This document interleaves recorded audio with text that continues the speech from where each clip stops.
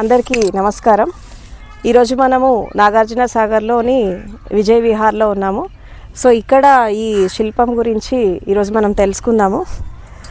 జనరల్గా ఎక్కడైనా అంటే ఏ ప్రపంచంలో ఎక్కడైనా ఏ బుద్ధ పురుషుడైనా జన్మిస్తే ఆ గురు పరంపరలో భాగంగా ఒక సత్యాన్ని, ఒక ధర్మాన్ని, జ్ఞానాన్ని ఎలా క్యారీ ఫార్వర్డ్ చేస్తారు ఒకళ్ళ తర్వాత ఒకళ్ళు అనేటటువంటి ఆ యొక్క అంశాన్ని ఈ శిల్ప రూపంలో చిత్రీకరించడం జరిగింది.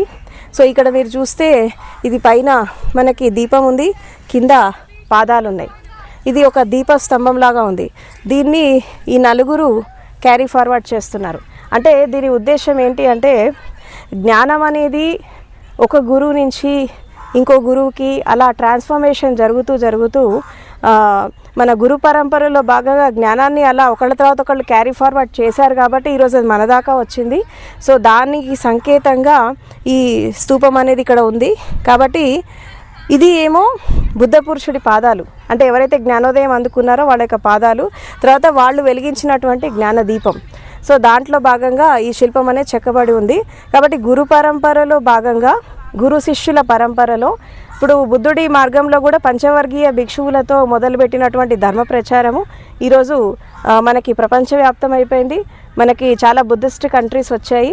సో అశోకుడు కానీ, డాక్టర్ బిఆర్ అంబేద్కర్ కానీ, అండ్ తర్వాత ఎంతోమంది బుద్ధిస్టులు, అంబేద్కరేట్స్, అండ్ తర్వాత ఆచార్య నాగార్జునుడు, నెక్స్ట్ మనకి సారిపుత్ర, మొగ్ద్గల అయినా వీళ్ళంతా ఎంతోమంది బుద్ధిస్ట్ మాంగ్స్.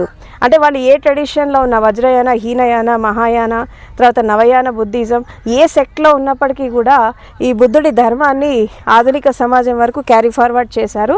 సో వాళ్ళందరి యొక్క కృషి ఫలితంగానే ఈరోజు మనకి బౌద్ధ ధర్మం కానీ, లేదంటే బుద్ధుడి యొక్క ఫిలాసఫీ కానీ ఈ ఆధునిక యుగంలో మనం దాన్ని అందుకుంటున్నాము. బుద్ధుడు జన్మించి దాదాపు 2600 సంవత్సరాలైంది. అయినా ఇప్పటికీ ఆ జ్ఞానం మనకు అందుతుందంటే దానికి కారణం గురు శిష్య పరంపరలో ఎంతోమంది దాన్ని క్యారీ ఫార్వర్డ్ చేశారు. సో ఈ విగ్రహం అనేది దానికి ప్రతీకగా ఇక్కడ చెక్కడం జరిగింది.